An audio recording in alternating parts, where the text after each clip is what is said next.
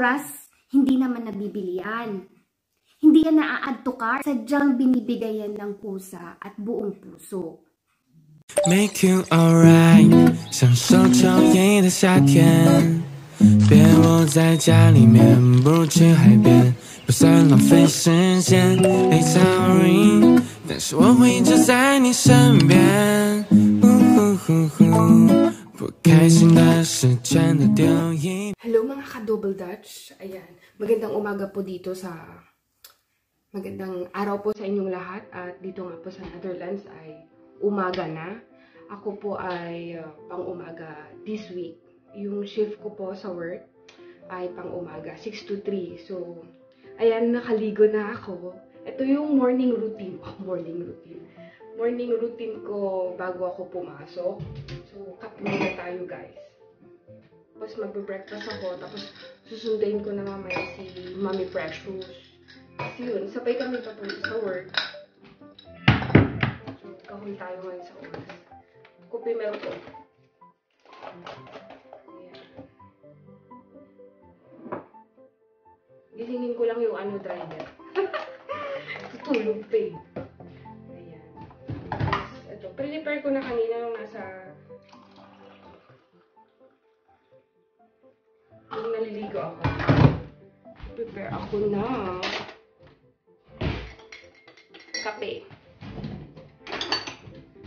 Parang, yung sa tapsi-tapsilog, ganyan. Pero wala tayong kanin. So, sa akin, noodles at saka itlog. Nilagyan ko itlog.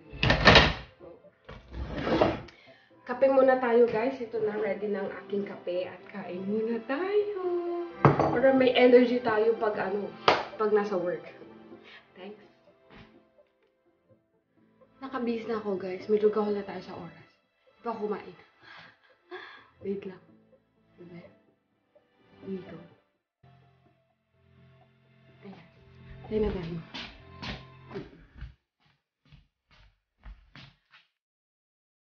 Kape tayo, guys. Grabe. Hirap palang nagmamadali. Kain tayo. Kaya may energy. Mas iba kasi yung aura natin, guys, kapag bago pumasok nakapag-breakfast tayo. Mas okay ba yung start ng day? Ayan, guys, nandito na kami sa labas. Bali, pinapainit pa yung sasakyan. Grabe, minus 3 ngayon, minus 3. Grabe lamig. Grabe, guys, yung sasakyan, nag-ice. May ice. Pa siya, hindi pa natutunaw yung ice. Minus 3 ngayon, guys. Grabe. Andito na ang ating Mami Precious. Minus 3 ngayon, sis. Grabe. Tignan mo, nag-ice yung sasakyan. This freeze. Normal. That is sowieso. It is freeze. Freeze. But this is good? Hi ka na, mataman si Nina. Hello guys! Lamig! Super lamig. Saan ako banda? Hindi ko alam. Minus 3? Minus 3 nga. Tingnan mo na. Ako wala. Naka-gloves. Ay, matibay yan sa lamig. Matibay ako sa lamig. Grabe ko lang magdala akong kumot. Kung pwede lang magdala ng kumot. Guys, andito na kami. Papasok ulit kami. Malamig. Hello guys! Ayan na, pauwi na po tayo. Tapos na po tayong nagtrabaho. Kapagod. Ayan na, maaraw naman ngayon. Hindi maintindihan ang weather dito sa Netherlands. Malamig, maaraw, sala sa lamig, sala sa init. Bahala ka na. Hello mga ka-double Dutch. Eto na nga po, ako po ay nakauwi na. Tapos napagod ako, guys. Ngarag-ngarag na tayo. Napagod po ako sa work today. Ang dami. Kasi nga, hindi na pinapapasok yung mga empleyado na walang kontrata sa mismong kumpanya. Yung mga naka-agency, hindi na pinapasok kasi nga hindi daw masyadong maraming trabaho. Pero grabe, ang daming trabaho. So, yung trabaho ko, guys, pang 3 tao na yung ginawa ko. So, ako yung operator, ako pa yung magpapak, tulungan ko pa yung ibang kasama ko. So, yun, napagod. Pero, thank God at nairaos ang araw na ito. At ako nga po ay gutom na gutom. So, hinandaan ako ni Hubert ng kape. Kape tayo, guys. Ito po yung nakuha kong regalo, natanggap kong regalo kay Mami Precious. Thank you. Wild and beautiful. Tapos, binilhan po ako ng ito, kainin ko. Merienda. Kasi alas 3:30 pa lang po ng hapon dito. So, magmerienda po tayo, guys. So, may paprutas. Healthy living. Thank you. You want to say hi? Oh, hi daw siya. Hello. Yun lang. Hello. Yun lang. O, sige na, guys. Tapos mamaya po, ako po ay mag-update ng mga entries po natin para po dun sa tatlong video na kasi, so marami-rami po tayo. Uy, tapos nakita ko po dun sa Paroleta, ang maximum po na pwedeng mag-entry ay 1,000, guys. 1,000 entry. So, kung may 10 video po tayo ngayong January, bago po tayo mag-announce ng winner, saan umabot ng 1,000, no? Oh, guys, 1,600 plus ng ating pa-premyo. Salamat po ulit. Kaya muna ako, ha? gutom na ako, eh. Sige po. Hello again, mga ka-double dutch. Nakaidlip ako. Hindi ko na wala yung oras sa gabi na. Ayan. So, bago ako mag-update ng ating mga entries, gusto ko lang i-share yung napanood ko sa newsfeed ko kahapon. Kahapon ba yun or ng isang araw? Basta yung sinabi ni Kim. Ang ganda kasi nung sinabi ni Kim at tumatak talaga sa aking isipan. So, si Kim Chuang nagsabi nito, ha. Sabi niya, gusto ko ring ipaalala sa lahat ng mga gumagamit ng cellphone na kinakain na yung oras natin. Na wag nating kalimutan ang oras sa mga taong nandyan sa harap natin. Nandyan sa harap natin, nandyan sa tabi natin. Kasi nga, mas inuuna natin ang sinasabi ng ibang tao. Kaysa dun sa sinasabi ng mga taong mas nakakakilala sa atin. Ang oras, hindi naman nabibilian.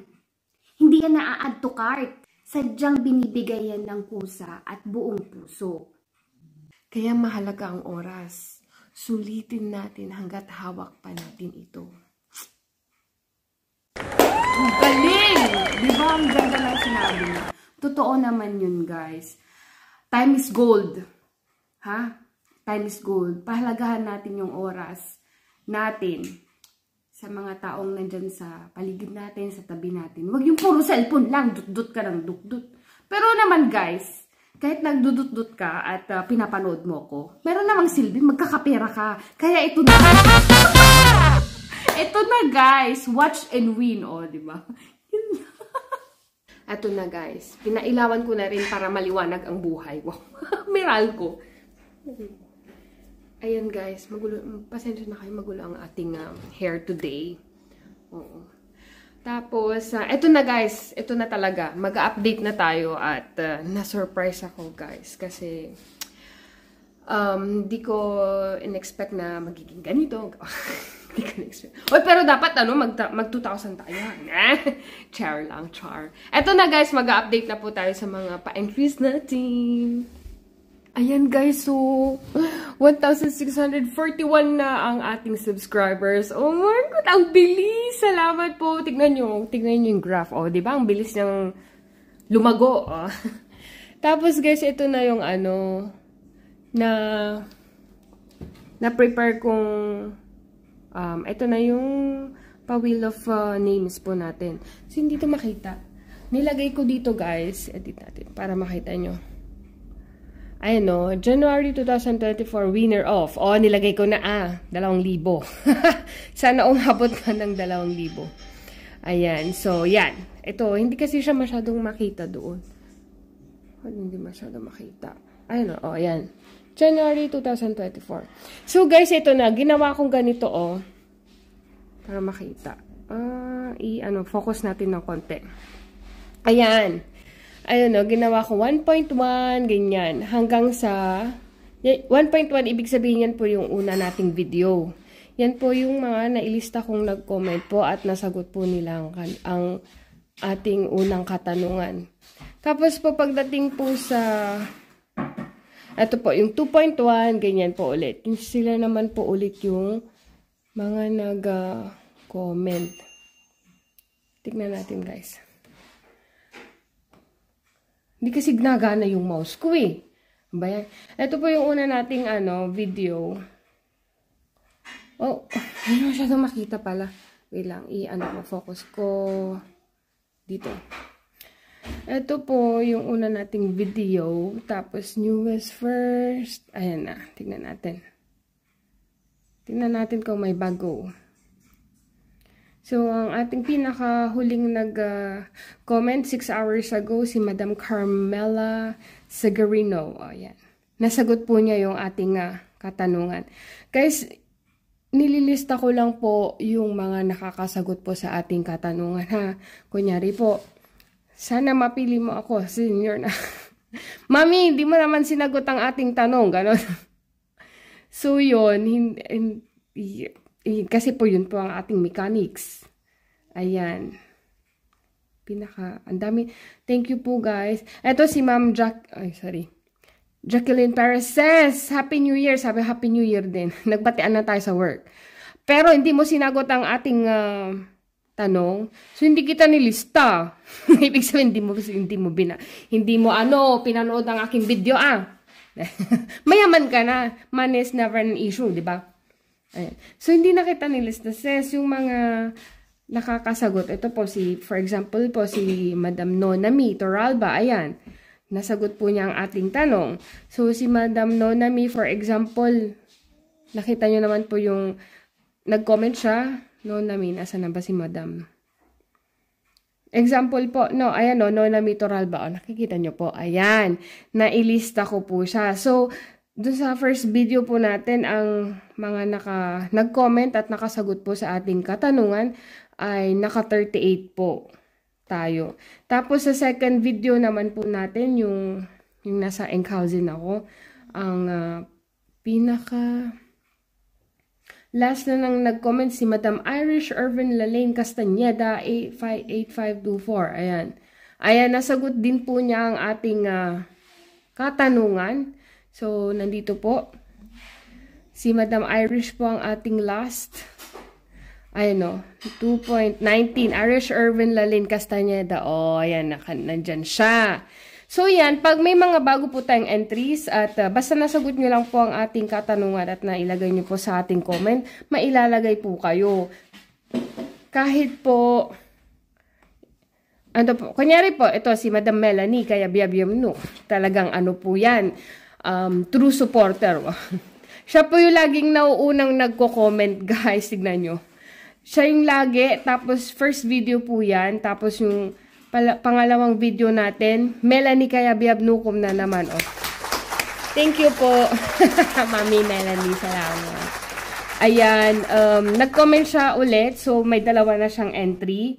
Tapos po, dun sa third video natin, number 1 na naman siya. Ayan Melanie, bakit may emoji? Ayan number 1 ulit siya. So, sa tatlong video, nag-comment siya. Nasagot po niya yung ating tanong. Nilagay niya po sa comment section. 3 na po ang entries niya. At may chance ang manalo ng... Scar? Ayan guys, kakain na kami. Ayan guys, eto na. So, as of today, ang entries po natin ay 88. Para ba makikita yan? Hindi makikita. 88 entries. Ayan guys, so good luck po sa ating lahat. At ayan na, pataas na po ng pataas ang ating mga subscribers. Maraming salamat po sa inyo. Love ko po kayo. At guys, eto na nga. Nabangan niyo po yung yung pang-apat po nating tanong. Ang tanong po ay, ano ba ang tanong? Wait lang, mag-iisip muna ako. Alam ko na po ang aking itatanong. Ang pang-apat po nating tanong para po sa ating January video, ang pang-fourth question po ay, tagasan po kayo? Wow. Tagasan po kayo sa atin?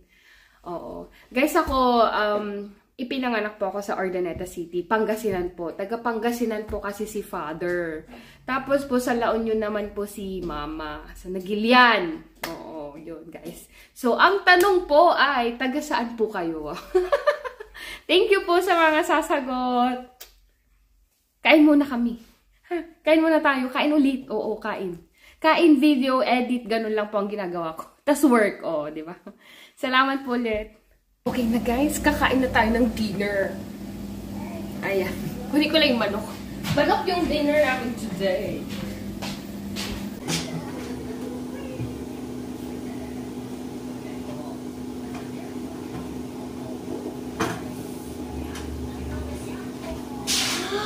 Luto na! Luto na po ang ating manok. Kain tayo. Grabe. Pang dalawang araw na to. Hello again. Nabusog na.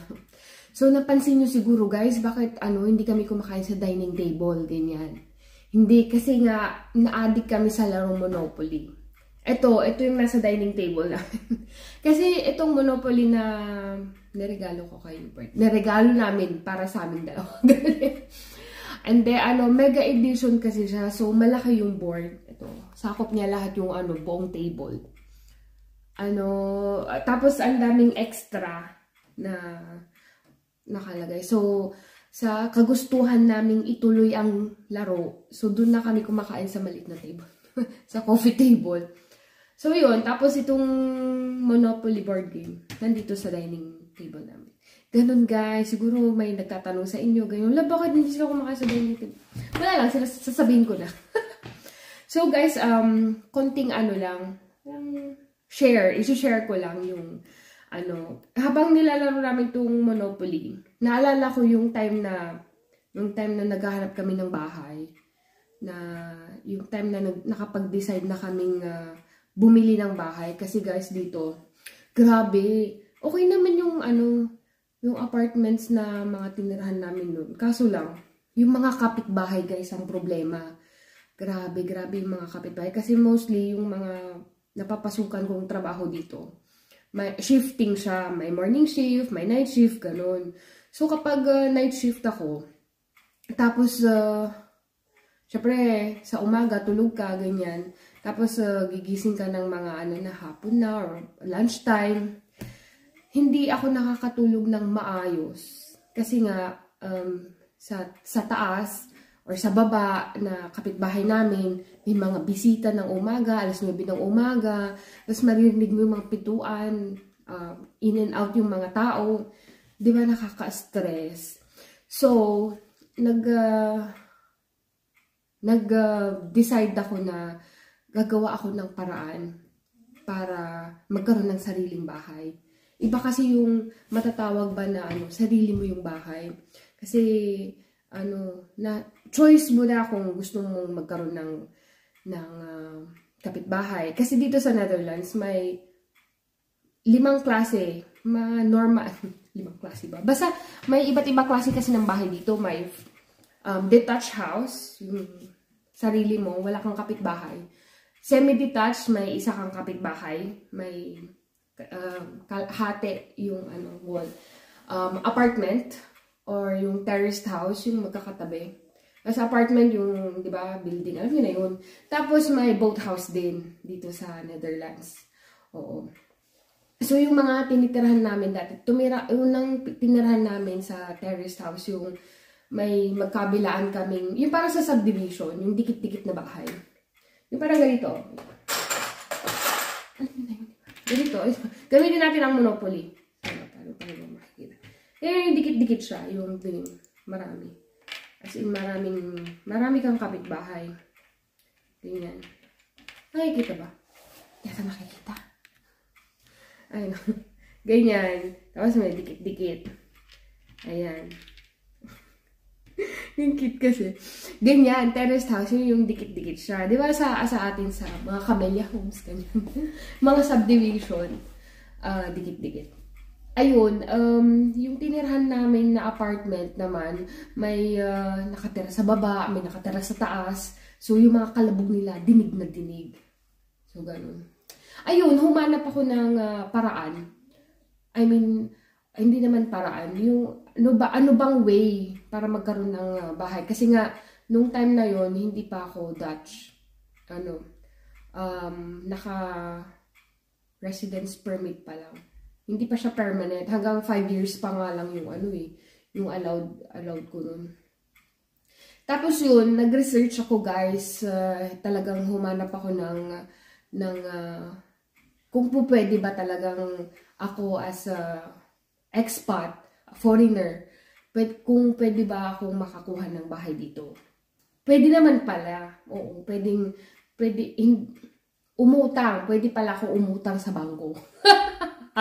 Kasi nga, ang main requirement lang naman, meron kang citizen's number, yung number na kailangan, as na registered ka dito sa Netherlands na legal kang nakatira dito.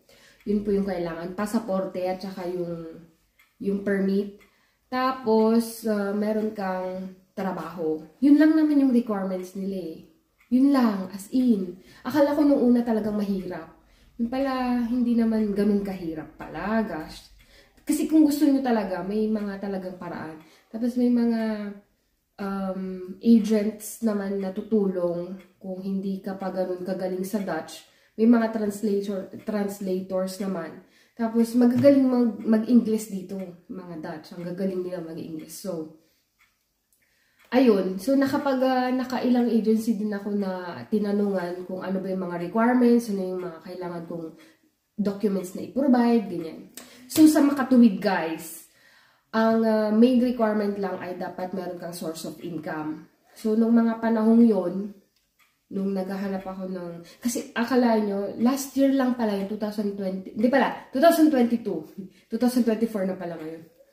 2022, ayun na, dun na kami nag-start na mag-house hunting talaga. Kasi, hindi pa ganun kahigpit yung mga rules nila. Basta meron kang trabaho, yun lang. Oo. Tapos, ibibase nila yung mauutang mo sa bangko para yun nga i-finance ng, syempre wala ka namang 250,000 euros or 1 million euros, di ba? So, utang tayo sa bangko, guys? So, ang kailangan ng bangko ay meron kang trabaho na kasigurado, para may kasiguraduhan silang magbabayad ka. Kasi iniisip ko, guys, yung binabayad namin sa renta sa apartment noon, umaabot ng 1,200 renta lang yun 1,200 euros. So, halos lahat ng sahod, napupunta na lang sa renta. Tapos sabi ko, kinakalculate ko, kung ang renta natin ay ganito, tapos kapag bibili ka ng bahay, tapos monthly, di ba? Monthly may magkakalta sa mo. Mas mababa pa yung babayaran mo sa bangko. So, yun, nakumbisi ko si Hubert na bili na lang tayo ng bahay. Ay, hindi pala bili, utang na lang tayo ng bahay. Tapos ang maganda pa dito, guys, kapag bibili ka, pag-uutang ka ng bahay dito sa Netherlands, walang down payment. Oo. Sa Pilipinas, hindi ko alam, may down payment ata na na kailangan mong bayaran bago kayo magkaroon ng deeds or something. Hindi ko alam yung proseso sa Pilipinas, pero ang alam ko, 'di ba, cash ganyan. Dito, guys, walang down payment. Ang mahalaga, may trabaho ka, may source of income ka. Tapos okay yung mga papeles mo. Yun lang. Oo, as in. Tapos ang maganda pa, kapag first time homeowner ka, kapag wala ka pang 35 and above, pag mga 35 below, kasi nung time na yun 30 plus pa lang ako. Wow. Walang property tax na babayaran. Kasi kapag nasa 36 years old ka na, magbabayad ka na ng 2% property tax. 2% yung value ng bahay. Kunyari 100,000 yung value ng bahay. 2% nun, babayaran mo. Pera mo. Gets ba? Kasi nung dati, nung nasa-search ako, ang dami-daming mga tax, ganyan na notaryo, nababayaran. Kapag first time home owner ka, wala kang mabayarang property tax.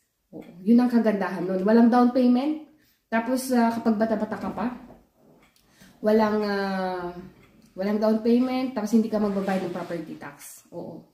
So, ang nire-require lang, dapat may savings kang at least 10,000, 10,000 euros. Ang savings mo. Kasi, yung 10,000 na yun, babayaran mo yung, wait lang. May listahan ako, nilista ko yun. So, ito guys, yung mga gastos sa, pag gusto mong bumili ng bahay dito sa Netherlands. Guys, pag talagang gusto mo, hahanap ka talaga ng paraan para makuha mo ito. Ako nga, akala ko nung una, kasi marami akong tinanungan na, ang hirap kumuha ng bahay dito, magastos, mawala ka namang ganong kalaking pera, ganyan. Pero lahat guys, posible, may paraan po talaga. So, humanap ka ng way kung ano po yung mas makakabuti sa'yo, ganyan. So, ito guys, wala pong down payment ang pagbili po ng bahay, pag-utang ng bahay po dito sa Netherlands. Kapag 18 to 35 years old ka, wala ka pong babayarang property tax. Yung sinasabi ko kanina, transfer tax pala yun. Property transfer tax.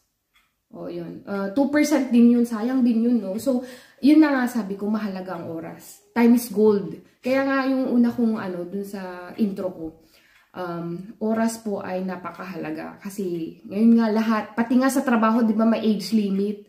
O noong nag-au-pair ako hanggang 30 years old, ngayon hanggang 25 na lang. So, yung pagbili naman ng bahay, may age limit din. Kapag 18 to 35 years old. Kasi nga, pag ini-encourage nila dito na habang bata ka, masimulan mo nang magkaroon. Parang promo. Pag 18 to 35 years old, hindi ka magbabayad ng transfer tax. Oo, ang galing, di ba? So, i-grab na natin yun. So, talagang minadali ko. Minadali. Para ma-avail natin ang pa-promo nila. Hindi yun yung rules kasi. Kapag wala ka yung basta nasa 18 to 35, hindi ka magbabayad ng transfer tax. O, yun. 2% din yun, no? O, sayang. Tapos, ang babayaran pa, di ba, as much as possible, meron ka 10,000, 10,000 euros dito. Or, katumbas dun sa property, yung value ng bahay na gusto mo, kunyari, 250,000 euros. 3 to 5% nun. Dapat ganun yung savings mo sa bangko. Ganun yung requirement. Kasi, may na-assure ng bank na makakapagbayad ka. At, kasi may mga notarial fee, ganyan. Meron ding real estate agent fee, lalo na kapag first-time homeowner ka. Meron ding building inspection. Kasi, tapos, may bank guarantee. Meron pang mortgage advice. Kasi kapag first-time homeowner ka, kailangan mo magpa-advise. Ano yung mga... tapos sila din ang tutulong sa'yo yung mga... para prepare ng mga documents na kailangan mo. Guys, kapag gusto nyo pang malaman yung yung process or something, pag curious kayo, comment na lang kayo, ganyan, para ma-elaborate ko pa yung process. Pero, overall, ang sinasabi ko lang, kasi yung mentality natin, imposible yan, ang mahal, Europe, ganyan. Tapos, ito pa pala, kapag sabi nila, kapag hindi ka regular sa work, hindi ka makakautang sa bangko. Pero hindi guys, hindi totoo yun. Ako nga, pa lang, isang taon pa lang ako dun sa work, under agency pa ako. Under agency pa yung, yung trabaho ko noon. Tapos nag-request nga ako na gusto ko nga bumili ng bahay. Ganyan. Tapos kinalculate nila yung sahod ko. Tapos ang pina-require lang sa akin yung work pay versus work clearing. Yung katunayan na yung kumpanya are willing na irregular ako, ganun. Oh, kasi guys, ako, hardworking tayo, ganyan. So, parang garantiya na gusto nila akong i-absorb sa company. Oh, so, yun lang, may form, i-request mo lang yun sa HR. Tapos yun lang isasabit mo sa bangko. Oh, pumayag naman sila. Oh, nakakuha naman ako ng bahay. Oh, kahit hindi ka regular. Ganun lang, guys. Oh, may paraan po lahat. Basta, if you want it bad enough, we will find a way to make it happen. Ganon. Siningit ko lang kasi nakita ko tong Monopoly na nasa table. Oo, guys. Ang galing, no? Wala pong down payment pag bibili ka ng bahay dito sa Netherlands. Ang galing. Yun po. Kaso nga lang, yung cost of living dito sa Netherlands ay napakamahal. Lalo na ngayong inflation. Di. O, yun, naparami na ako ng siningit. Nasabi, guys. Oh, yun. Pero ang tanong po dito sa fourth video natin, tagasan po kayo, guys? Gusto ko pong malaman kung tagasan po kayo. Yun lang, guys. I-stop ko ng ating fourth video today at may pasok pa tayo bukas. Salamat po sa pagsubaybay ulit.